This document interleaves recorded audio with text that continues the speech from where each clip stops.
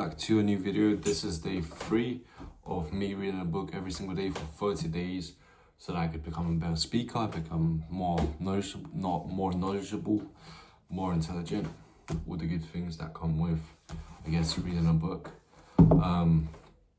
Yeah, I guess hopefully you know what I'm doing. Maybe you watched the previous videos, so I'm not going to explain myself. If you want me to explain, actually, wait, I'm just going to explain at the end of the video what I'm doing. But anyway, let's begin. So, start the 20-minute timer. They both make $50,000 per year. Who will be richer? Yeah, you're gonna have to watch the previous video to understand where we're at now. But anyway, who will be richer when they pass in the middle of the night? If you said B, you would be correct. And this is different between absolute and relative income. Absolute income is measured using one wholly inalienable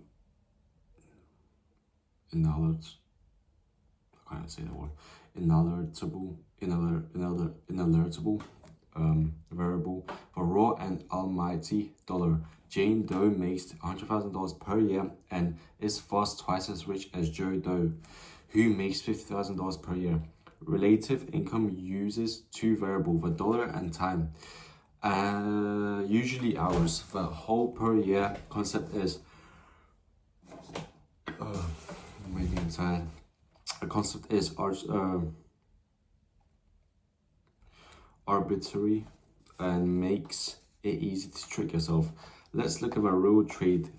Jane Doe makes $100,000 per year, $2,000 for each of 50 weeks per year, and works 80 hours per week. Jane Doe first makes $25 per hour, and Joe Doe makes $50,000 per year, $1,000 for each of 50 weeks per year, but works 10 hours per week and hence makes $100 per hour. In relative income, Joe is 4 times richer. Of course, relative income has to add up to the minimum. To the minimum amount necessary to actualize your goal. If I make $100 per hour but only work 1 hour per week, it's going to be hard for me to run amok like a superstar. Assuming that the total absolute income is where it needs to be to live my dream, not an arbitrary point of comparison with Jonas's. Relative income is a real measurement of wealth for new rich. The top new rich maverick makes at least. God, I don't even know why I'm so tired right now. The top new rich maverick makes at least $5,000 per hour out of college. I saw about $5. I'll get you closer to the former. This stress is bad. E-stress is good. Okay, that's a new word. Whoa. That's unbeknownst. I'm gonna have to come back to that. To most fun-loving pipettes. What are these words, bro? To not all stress is bad. Indeed, the new rich don't aim to eliminate all stress, not in the least. There are 2 separate types of stress, each as different as euphoria and its seldom mentioned opposite, dysphoria. These stress refers to harmful stimuli that makes you weaker, less confident, and less able. Destructive criticism, abuse, bossing and smashing your face on a curb as an example of this. These are things we want to avoid. E-stress, on the other hand, is a word most of you have probably never heard. EU, a Greek prefix for healthy. It's used in the same sense in the world of euphoria. Role models who push us to exceed our limits. Physical training that removes our spare tires and risks that expand our sphere of comfortable action are all examples of EU stress. Stress that is helpful and the stimulus for growth. People who avoid all criticism fail. It's destructive criticism we need to avoid, not criticism in all forms. Similarly, similar. Whoa. Similarly, there is no progress without EU stress. Is that how you say it? And the more EU stress we can create or apply to our lives, the sooner we can actualize our dreams. The trick is telling the two parts. The new rich are equal aggressive in removing de-stress and finding EU stress. Question and action. How has being realistic or responsible kept you from the life you want? How has being realistic and responsible kept you from the life you want? How? Why am I yawning so much? Jeez, how has doing what you should result in superior experience or regret from not having done anything else? Look at what you're currently doing and ask yourself, what would happen if I did the opposite of people around me? What will I sacrifice if I what will I sacrifice what will I sacrifice if I continue this track for 5, 10, or 20 years? Dodging bullets, fear setting, and escape paralyze. Many a full step was made by standing still. Fortune cookie. Name must you fear. Be before banish if you can. Rio de Janeiro, Brazil. 20 feet. 20 feet and closing. Run. Hands didn't speak Portuguese, but the meaning was clear enough. Whole as his sneakers gripped firmly on the jagged rock, and he drove his chest forward towards 3,000 feet of nothing. He held his breath on the final step, and the panic drove him to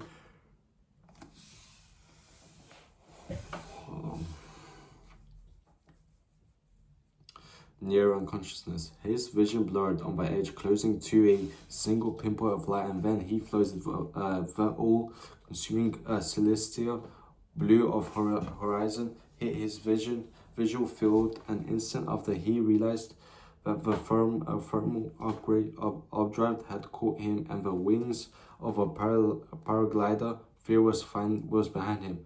On a mountain top and thousands of feet above the resplendent green rain forest and the pristine white beach of Copacabana. Hans Killing had seen the lights. That was Sunday. On Monday, Hans returned to his... Wow. I have no idea why am I yawning so much. On Monday, Hans returned to his law office in Century City, Los Angeles, posh corporate heaven, and promptly handed in his 3-week notice. For nearly 5 years, he had faced his alarm clock with the same dread. I had to do this for another 40 to 45 years. He had once slept under his desk at the office after punishing half-done project. I need to wake up and continue on it in the next morning. The same morning, he had made himself a promise 2 more times, and I'm out for here.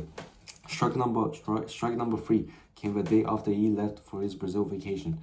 We all make these promises to ourselves, and Hans had done it before as well. But things were now somewhere different. He was different. He had realized something else. Were arcing in slow circle towards the earth. Risks went that scary once he took them. His colleagues told him that he expected to hear. He was throwing it all away. He was an attorney on his way to the top. What the hell did he want? Hans didn't know exactly what he wanted, but he had tasted it. On the other hand, he didn't know what bored him to tears. He did know what bored him to tears, and he was done with it. No more passing days as the living dead. No more dinners where his colleagues compared cars, riding on a super high of new BMW purchase until someone bought a more expensive Mercedes. It was over. Immediately, a strange shift began. Hans felt for the first time in a long time at peace with himself that he was doing what he was doing. He had always been terrified of plane turbulence, as he might die with the best inside of him. But now he could fly through a violent storm sleepily like a baby. Strange indeed. More than a year later, he was still getting unsolicited job offers from law firms. But by then, he started Nexus Surf, a premier surf adventure company based in the tropical paradise of Florianopolis. Brazil. He had met his dream girl, a carioca with a caramel-colored skin named Tatiana, and spent most of his time relaxing under palm trees or trees inclined to the best times of their lives. Is this what he had been so afraid of?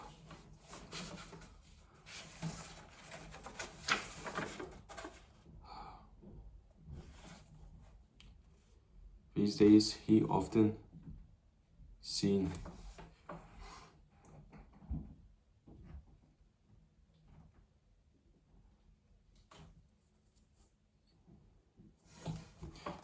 These days, he often sees his former self in underjoyed and overweight professional he takes out on the waves, waiting for the swell, the true emotions come out. God, I wish I could do what you do. His reply is always the same. You can. The setting sun reflects on the surface of the water, providing zen-like settings for a message he knows is true. It's not giving up to put your current path on indefinite pause. He could pick up his law career exactly where he left it off if he wanted to, but that is the furthest thing from his mind. As we paddle back to the shore, after an unusual sessions, his clients get a hold of himself and regain their composure. They set foot on the shore and reality sinks in fangs in. But I can't really throw it all away. He has to laugh. The power of pessimism. The power of the power of pessimism. Defining the nightmare. Action may not always bring happiness, but there is no happiness without action. To do or not to do, to try or not to try. Most people will vote no, whether they consider themselves brave or not. Uncertainty and the prospect of failure can be very scary and noises in shadows. Most people choose unhappiness over uncertainty. For years, I set goals, made resolutions to change directions, and nothing came of either. I was just an insecure, scared as the rest of the world. The simple solution came to me accidentally 4 years ago. At the time, I had made more money than I knew what to do with it. I was making 70k or so per month, and I was completely miserable, worse than ever. I had no time and was working myself to death. I started my own company, only to realize it would be nearby impossible to sell. Oops, I felt trapped and stupid at the same time. I should be able to figure this out. I thought, why am I such an idiot? Why can't I make this work? Buckle up and stop being such an insert expletive.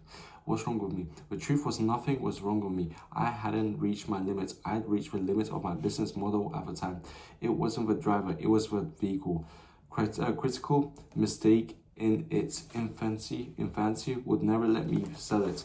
I could hire magic elves and connect my brain to a supercomputer. It didn't matter. My little baby had some serious birth defect. The question then became, how do I free myself from this Frankenstein while making it self-sustaining? How do I free myself from the tentacle of a workaholism,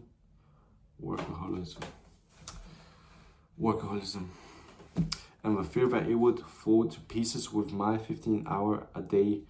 How do I escape this self-made prison? A trip. I decided a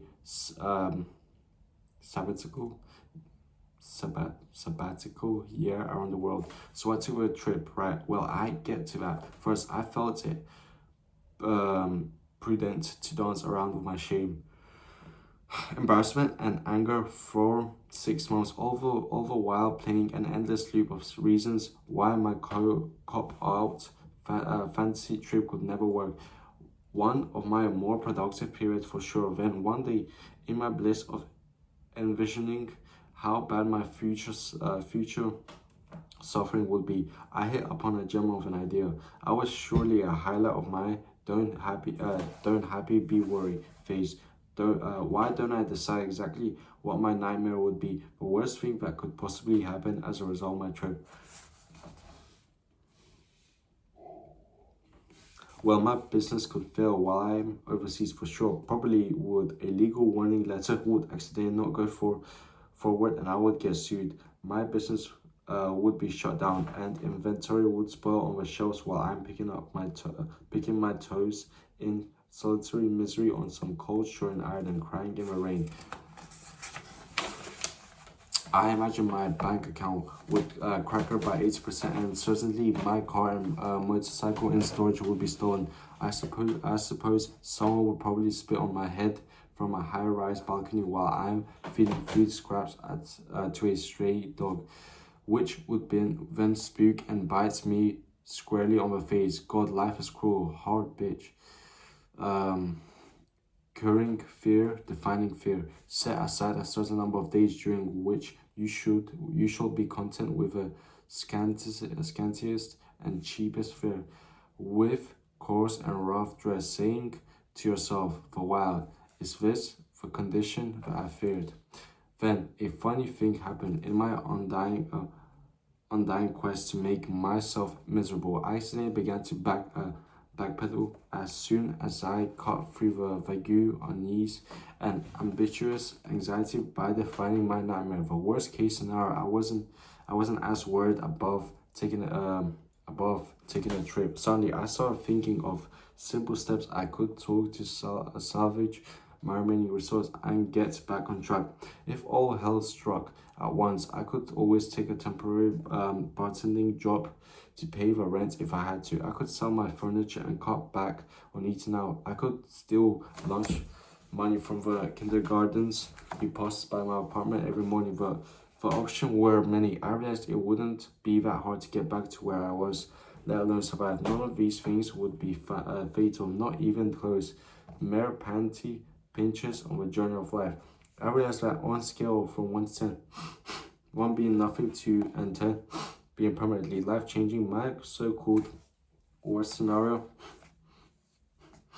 might have a temporary impact of 3 or 4. I believe this is true of most people, and most would be, holy shit, my life is over. Disaster, kept in mind that this is the 1 in a million disaster nightmare. On the other hand, if I realize my best case scenario, or even a probable case scenario, it would easily have a permanent 9 or 10 possible life-changing effect. In other words, I was risking an unlikely and temporary 3 or 4 for probable and permanent 9 or 10. I could easily recover my baseline workaholic prison with a bit of extra work if I wanted to. This is all equated to a significant realization.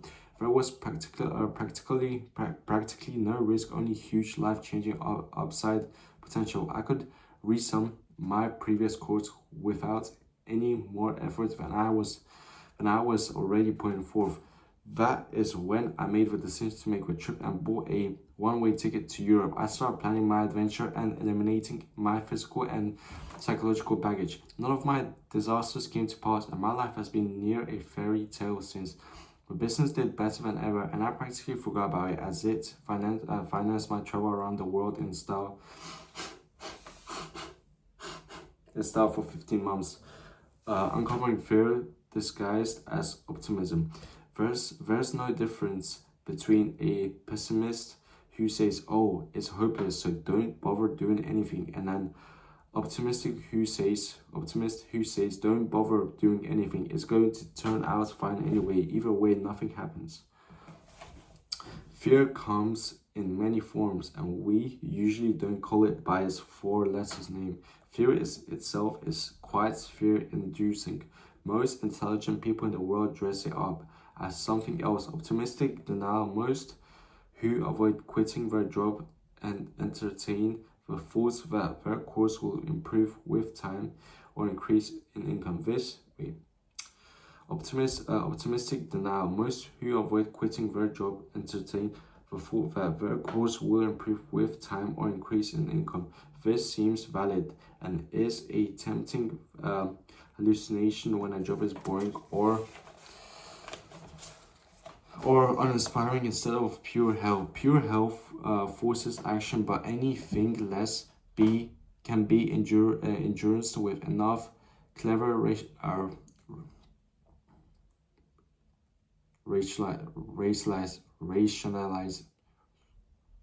rationalization. Do you really think it will improve, or is it wishful thinking and an excuse for innate inaction. If you were confident in improvement, would you really be questioning things? So generally not. This fear of unknown disguised as optimistic.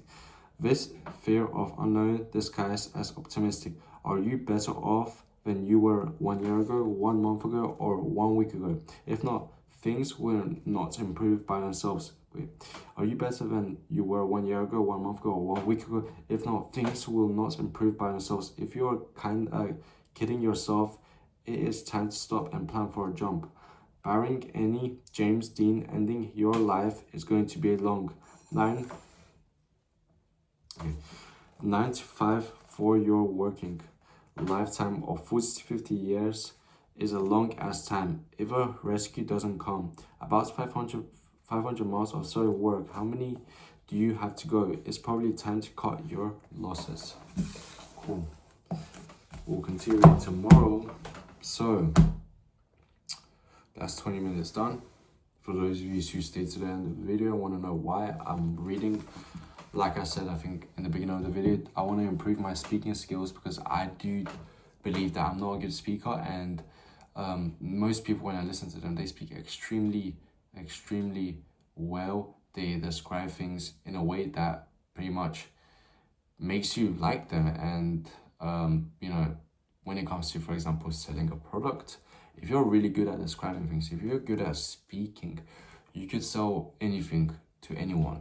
And that's my goal, to be able to speak really well, because then people love you, people want to speak to you, people want to hear what you have to say, right? So being a good speaker is a huge benefit to you. And if you could speak really well, you could get, I believe you could get any job, anywhere.